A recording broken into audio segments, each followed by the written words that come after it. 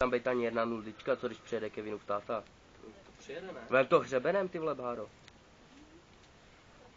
Večer se můžeš učesat, aspoň nebudu mít. Kdyby ses nesázela, že za sičem, tak to je v pohodě.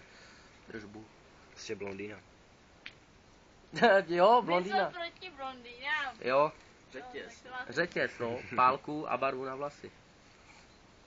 No jen to učeš pořádně, dej tomu, nejdeš na Myslíš, že kdyby kařetu. si obarvoval Hele, ještě bych vzal ty něco sirky, jiného, jo, ty sirky, tamhle ten pytlík, tu pásku bych strhnul a vyhodil. Tamhle tu, to zákaz vstupu.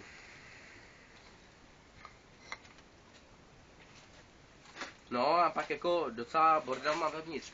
Ráno jsem tam vyhodil špinavý trenky, kdyby se složila Trenky. a dala mi je do toho báglu, jako jak tam mám, jo. Děkuju moc, ty vole, jako. Fakt nemuselo to být, ale když prostě přišla, víš co, a řekla, ty vole Honzo, já tady po tobě dneska uklidím.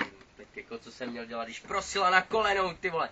Prostě přišla, Honzo, ty vole, můžu po tobě dneska uklidit. A bylo to jako, já nemůžu odolávat takovýmu výrazu sladkýmu.